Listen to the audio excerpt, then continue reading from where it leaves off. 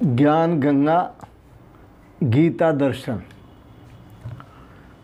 पूर्व प्रसंग में आप श्रवण कर रहे थे, भगवान श्री कृष्ण ने वचन दिया, अर्जुन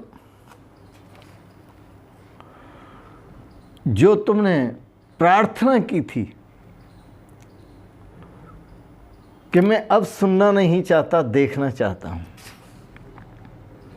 तो भगवान ने कहा पश्य, देखो। विश्व रूप को देखने के लिए अर्जुन के प्रति भगवान का आश्वासन, भगवान का कथन, पूरा आश्वासन नहीं, कथन।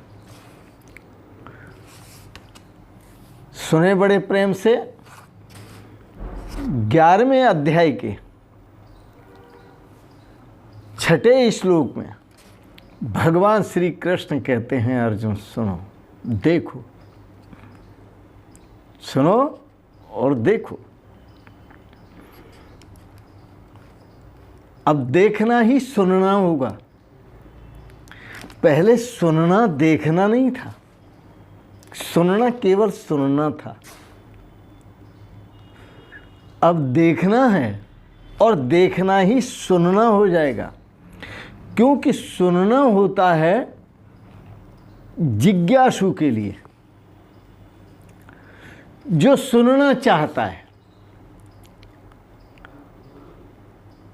और सुनने से होता क्या है, देखने की जिज्ञासा जागृत होती है।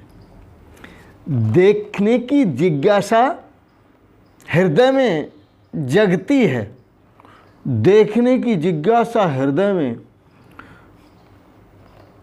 एकदम गुब्बार बन करके प्रकट होती है, क्योंकि अब वो देखने के बिना रह नहीं सकता।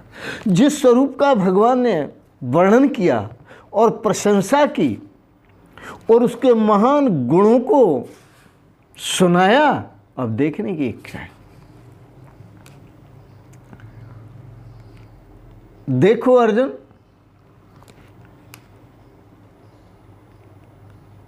पश्यादित्यान् वसून् रुद्रान् अश्विनौ मर्तस्तथा बहून्य अदृष्ट पूर्वाणि पश्चाश्चर्याणि भारत।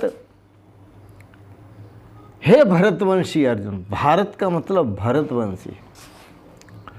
भगवान ने तो उसे भारत ही कह दिया, समूचा भारत। इसलिए कह दिया कि भारत की संस्कृति का जो आचरण है वो अर्जुन से कराना है, न कि दुर्योधन से। सुना आपने, भगवान श्री कृष्ण दुर्योधन को समझाने गए थे, भारतीय संस्कृति के आचरण के लिए, भारतीय संस्कृति के प्रचार और प्रसार के लिए, जनहित में, देश हित में, राष्ट्र हित में, समाज हित में। लेकिन अर्जुन ने पूछा, क्या हुआ प्रभु, आप दुर्योधन को समझाने गए? भगवान श्री कृष्ण ने कहा, अर्जुन प्रकृतिम यान्ति भूतानि निग्रह किम करिष्यति। जितने भी जीव हैं, ये नहीं कहा कि दुर्योधन खराब है, केवल ये शब्द प्रयोग नहीं किया। भगवान ने एक गोलमोल बात कह दी जिसमें बात समझ में आ जाए। भगवान ने कहा, प्रकृतिम यान्ति भूतानि निग्रह किम करिष्यति।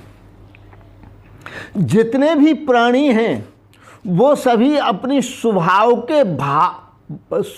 के वशीभूत हैं, और जो स्वभाव के वशीभूत हैं, इसमें मेरा समझाना क्या करेगा?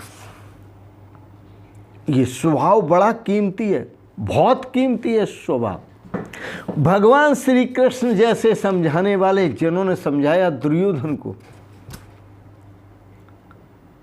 और कहा भगवान श्री कृष्ण ने लौट कर अर्जुन को, निग्रह किम करिष्यति, मेरा समझाना उसमें क्या करेगा? क्योंकि उसको मेरी बातें अच्छी नहीं लगती। जो दुर्योधन है, दुर्योधन का मतलब दुर्यत्नों से, मानी बुरी भावना से छीना गया धन, झपटा गया धन, इकट्ठा किया गया धन, बेईमानी से, चोरी से, बदनीयती से, अपनी नीचता से वो हमेशा बुद्धि खराब रखता है, कभी बुद्धि को शुद्ध नहीं होने देता, सही नहीं होता। इसलिए भगवान श्री कृष्ण का निग्रह क्यों करिष्यते। पांडवों का राज हड़पे बैठे हैं दुर्योधन, देने को राजी नहीं है।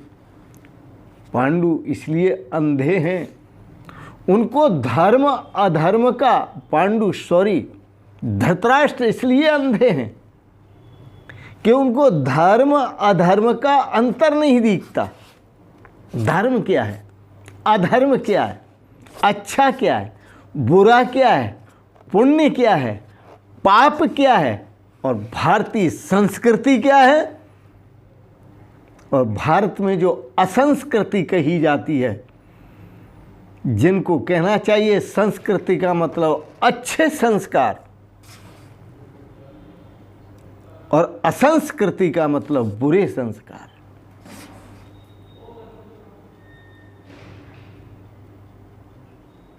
भारत की जो अच्छे संस्कारों की संस्कृति है,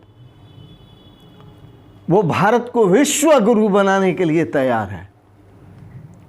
लेकिन भारत में कुछ लोग रहने वाले, असंस्कृति का आचरण करने वाले, जिनके दुर्विचार हैं, जिनकी दुर्भावनाएं हैं और जिनके दुष्चरित्र हैं, जिनकी बदनीयती है, वो देश को लेकर के डूबेंगे, राष्ट्र को लेकर के डूबेंगे, अपनी संस्कृति को, अपने समाज को, अपने धर्म को लेकर के डूबेंगे।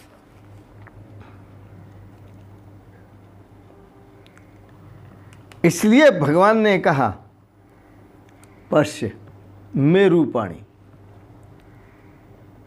वह संस्कृति मेरा स्वरूप है। भगवान कहते हैं पश्चादित्यान। अर्जुन, जिनसे प्रकाश होता है, आदित्य का अर्थ सूर्य भी होता है, और आदित्यान का अर्थ बहुत से सूर्यों को देखो।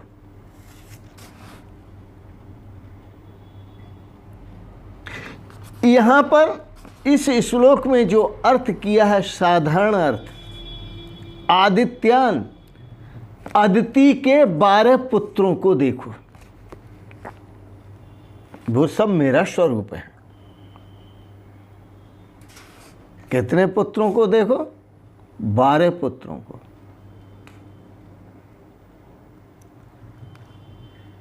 पश्चादित्यान, और मैं आपको आध्यात्मिक अर्थ बताता हूं। सूर्य को देखो, 12 सूर्यों को देखो। आचरण तो बहुत प्रकार का है। आपकी एकादश इंद्रियां हैं, 12वीं आपकी बुद्धि है। इनको अच्छे संस्कारों में डालो। अपनी एकादश इंद्रियों को और बुद्धि को अच्छे संस्कारों में डालो। भगवान श्री कृष्ण कहते हैं पश्चादित्यान वसून रुद्रान। वसु कितने हैं? 8 हैं। अदिति के पुत्र कितने हैं? 12 हैं। वसु कितने हैं? 8 हैं।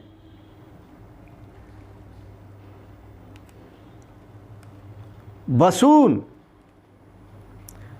8 वसुओं को देखो, और रुद्रान, एकादश रुद्रों को देखो, वो भी मेरा ही स्वरूप है। जो 8 वसु हैं वो भी मेरा ही स्वरूप है।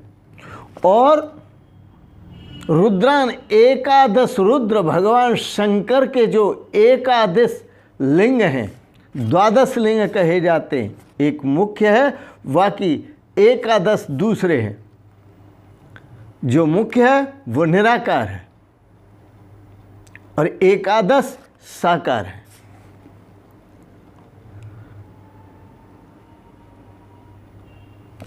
रुद्र भगवान शंकर के एकादश 11 स्वरूपों को देखो, बढ़िया तरह देखो। एकादश तुम्हारी इंद्रियाएं, जो एकादश 11 इंद्रियाएं हैं, जब इनके बुरे संस्कार जागृत होते हैं तो तुम्हारा संहार करती हैं, तुम्हें नाना प्रकार से दुख पहुंचाती हैं, कष्ट पहुंचाती हैं, भयंकर कष्ट पहुंचाती हैं। यह भगवान शंकर का जो रुद्र रूप है वह प्रलयंकारी रूप है। तुम्हारी इंद्रियों का जो रुद्र रूप है, बुरी वासनाएं, बुरी भावनाएं, बुरी नियति, बुरे विचार, बुरे आचरण और बुरी संस्कृति में जीना, और बुरे माने जिसको अधर्म कहना चाहिए उसका आचरण करना, ये बड़े भयंकर हैं, ये प्रलयंकारी हैं, तुम्हारा नाश कर देंगे। तुम्हें पता ही नहीं चलने देंगे तुम गए कहां। समझ लो, एकादश रुद्र वो भी मेरा ही स्वरूप है, उनको याद करो, है तो सब मेरा ही स्वरूप। एक मारने के लिए और दूसरे जो अच्छे स्वरूप हैं वो तारने के लिए, और जो मेरे बहुत भयंकर स्वरूप हैं वो मारने के लिए। भगवान श्री कृष्ण भी यही कह रहे हैं। समझो, पश्यादित्यान वसून रुद्रान अश्विनौ मर्तस्तथा, और अश्विनी कुमारों को देखो, 4 हैं अश्विनी कुमार, सनक, सनंदन, सनत कुमार, सनातन, 4 ऋषि हैं। उन ऋषियों को देखो, और अश्विनी कुमार जो नासिका है उनका वास नासिका में है, प्राण और अपान। वैसे ही दाहिना सुर जो है वो सूर्य कहलाता है, और जो वाया स्वर है वो चंद्र कहलाता है। यदि आपका बीपी बढ़ रहा है तो आप चंद्र सुर से श्वास लें और सूर्य स्वर से निकाल दें। आप इस श्वास को आराम से भरें और आराम से निकालें, और जितनी भर सकते हैं आराम से उतनी ही भरें, ज़्यादा न भरें। आपका बीपी डाउन होता चला जाएगा। समझो इस रहस्य को। आपका बीपी यदि लो रहता है तो आप सूर्य स्वर से श्वास खींचें, प्राण को खींचें,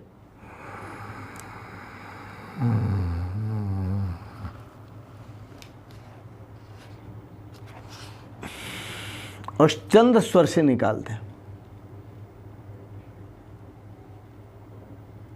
तबीयत से खींचे और तबीयत से निकालें तो आपका बीपी हाई होता चला जाएगा, बढ़ता चला जाएगा। हाई का मतलब लो से बढ़ता चला जाएगा। इतना हाई नहीं होगा जो जैसे हाई वालों का हाई होता है। पहचानो इन अश्विनी कुमारों। मर्तस तथा, और प्राणों को भी पहचानो, वायु को भी पहचानो। कितने प्रकार का वायु है? चले मरत 49। हनुमान जी के बारे में कहा है 49 प्रकार का वायु है। कितने प्रकार का है? 49 प्रकार का वायु है। वायु, प्राण वायु आपके लिए इतना मुफीद है, इतना अमृत है कि आप प्राणायाम करने लगें तो आपको एक नया जीवन प्रदान होगा। नई जिंदगी प्रदान होगी, नए प्राण, नए आपके शरीर में एक नई जान आएगी, नई खुशी आएगी और नई प्रसन्नता आएगी। और आप बुढ़ापे में भी वाह बालक की तरह प्रफुल्लित रहेंगे, प्रसन्न रहेंगे, कूदते रहेंगे, हंसते रहेंगे, खेलते रहेंगे। और मुसीबतें आएंगी तो उनका भी सामना आप डट के करेंगे, समस्याओं का सामना। वह समस्याएं भी समस्याओं में पड़ जाएंगी, लेकिन आपको कोई समस्या नहीं रहेगी। ये जीवन है। प्राणायाम करो, बड़ा सुंदर है। आर्य समाज में विशेष करके 2 प्राणायाम प्रचलित हैं, प्राण और अपान। और जब संध्या करते हैं तो इसी प्राण को अवश्य करते हैं। और जिसको शिक्षा देते हैं वह कहते हैं संध्या के समय प्राणायाम अवश्य करो। क्योंकि जब संध्या करोगे, ध्यान करोगे, साधना करोगे, भजन करोगे, तो प्राणायाम से होता क्या है, आपको ध्यान एकाग्र करने की सामर्थ्य प्राप्त होती है, साधना करने की सामर्थ्य प्राप्त होती है, प्राणायाम से ध्यान में उतरने की सामर्थ्य प्राप्त होती है, समाधि में सरकने की सामर्थ्य प्राप्त होती है। प्राणायाम बहुत गजब का है। चले मरुतु 49, हनुमान जी से पूछिए कितना प्राणायाम करते थे।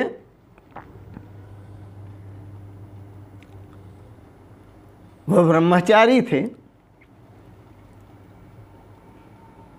किसके पुत्र थे? मारुत सुत मारुति जी के।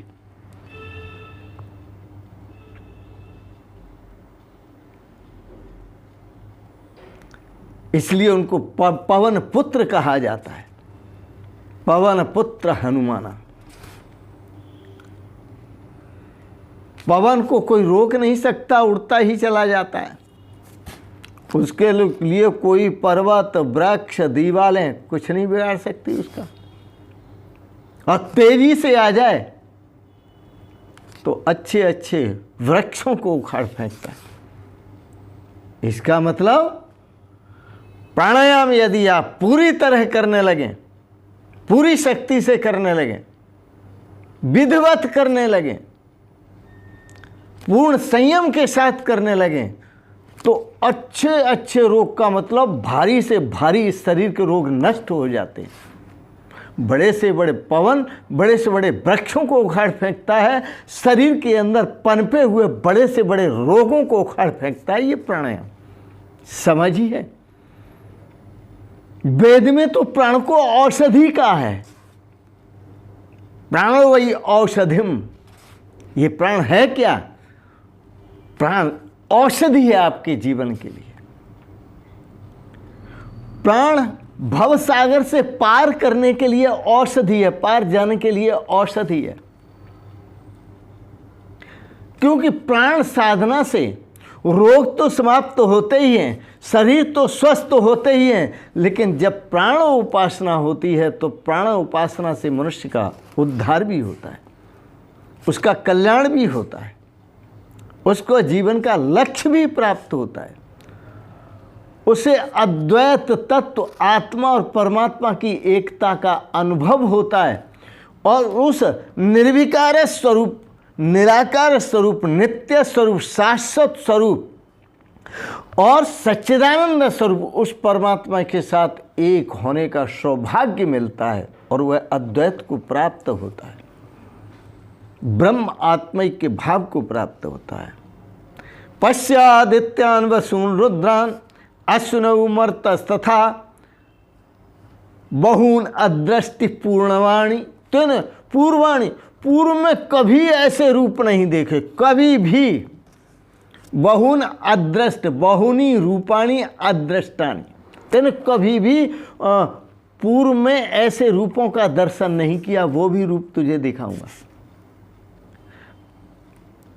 बहुन अदृष्ट पूर्वाणी पश्चाश्चर्याणि भारत जो पूर्व में कभी नहीं देखे, वही तो रूप की बात भगवान श्री कृष्ण कर रहे हैं।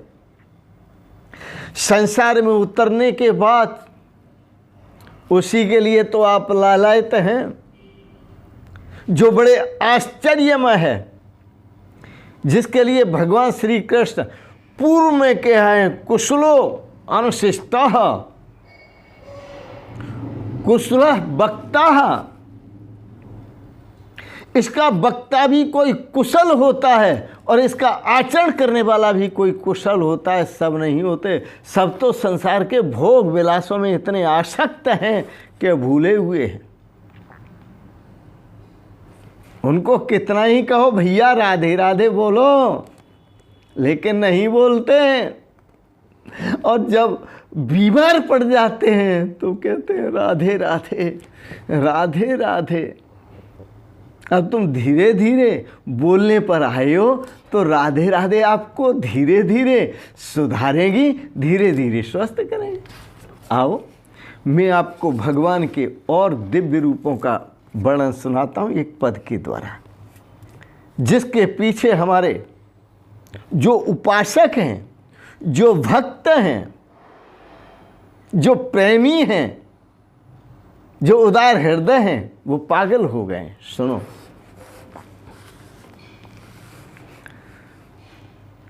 मनोहर मोहनी मूरत, आहा, मनोहर मोहनी मूरत, ये मनमोहन कन्हैया की। मनोहर मोहनी मूरत, ये मनमोहन कन्हैया की। ये मनमोहन कन्हैया की, ये मनमोहन कन्हैया की। मनोहर मोहनी मूरत, ये मनमोहन कन्हैया की। चपल चित चोर है छवि बाकी, चपल चित चोर है छवि बाकी। चपल चित चोर है, चित्त को चुरा लेने वाले। चपल चित चोर है बाकी, ये मनमोहन कन्हैया की। ये मनमोहन कन्हैया की, ये मनमोहन कन्हैया की। मनोहर मोहनी मूरत, मनोहर मोहनी झांकी, ये मनमोहन कन्हैया की। इसलिए मस्त फकीरों ने कहा, बाकी झांकी श्याम की, बसे हृदय के बीच, जब चाहूं दर्शन करूं, दोनों आंखें मीच। आंखें बंद करके देखते। शीश पर मोर पंखों का मुकुट है, शीश पर मोर पंखों का मुकुट है, दे रहा शोभा। शीश पर मोर पंखों का मुकुट है, दे रहा शोभा। अधर पर रस भरी बंसी, अधर पर रस भरी बंसी, ये मनमोहन कन्हैया की। अधर पर रस भरी बंसी, ये मनमोहन कन्हैया की। मनोहर मोहनी झांकी, ये मनमोहन कन्हैया की। दर्शन कीजिए प्रभु का। सुगर दाढ़िम है दंतन की, सुगर दाढ़िम, दाढ़िम का मतलब दांतों की दंतावली पंक्ति। सुगर बनी बहुत अच्छी लगती, बहुत अच्छी। सुगर दाढ़िम से दंतन की, चमकती दिखती आभा। सुगर दाढ़िम से दंतन की, चमकती दिखती आभा, सुधा बरसाती है वाणी। सुधा अमृत, सुधा बरसाती है वाणी, ये मनमोहन कन्हैया की सुधा बरसाती है वाणी, ये मनमोहन कन्हैया की। मनोहर मोहनी झांकी, ये मनमोहन कन्हैया की, मनोहर मोहनी झांकी। मृदुल घुंघराली हैं अलकें, बाल कितने सुंदर हैं भगवान के, इसलिए तो इनकी छवि पर दुनिया मरती है। मृदुल घुंघराली हैं अलकें, दे रही मुख चंद्र पर शोभा। मृदुल घुंघराली हैं अलकें, दे रही मुख चंद्र पर शोभा। परम सुख खान मुस्कानी, परम सुख खान मुस्कानी, ये मनमोहन कन्हैया की, परम सुख खान मुस्कानी, ये मनमोहन कन्हैया की। मनोहर मोहनी बांकी, मनोहर मोहनी बांकी टेढ़ी, मनोहर मोहनी झांकी, ये मनमोहन कन्हैया की। कटीली काम मदहारी, कटीली काम मदहारी, छबीले रस भरे नैना। कटीली काम मदहारी, छबीले, मदन मानी काम देव को भी लज्जित करने वाली। उनकी जो आंखें नेत्र हैं वो कमल नेत्र हैं।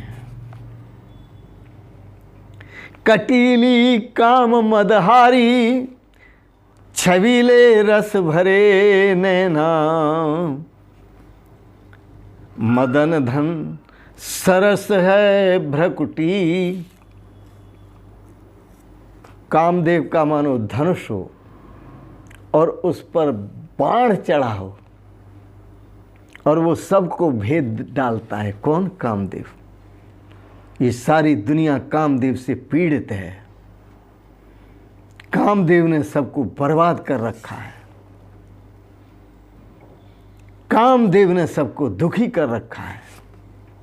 लेकिन उस कामदेव के भी मद को हरण कर लेने वाली, उस कामदेवी के मद को, अहंकार को, उसकी क्रूरता को, उसके घमंड को चूर चूर कर देने वाली। कटीली काम मदहारी, छबीले रस भरे नैना। भगवान श्री कृष्ण के मदन धनु सरस है भ्रकुटी। मदन धनु नैना तीर के समान है, भ्रकुटी धनुष के समान है। मदन धन सरस है भ्रकुटी, ये मनमोहन कन्हैया की। मनोहर मोहनी मूरत, ये मनमोहन कन्हैया की। ये मनमोहन कन्हैया की, ये मनमोहन कन्हैया की। ये मनमोहन कन्हैया की, ये मनमोहन कन्हैया की। ओम। आज की वाणी को यहीं विराम देते हैं। आज का प्रसंग गीता पर दार्शनिक विचार आपको अच्छे लगे, इनको सब्सक्राइब करें, लाइक करें और शेयर करें। धन्यवाद। अंत में आप सभी के पवित्र श्री चरणों में सादर प्रणाम करते हुए ओम शिवोहम शिवोहम शिवोहम।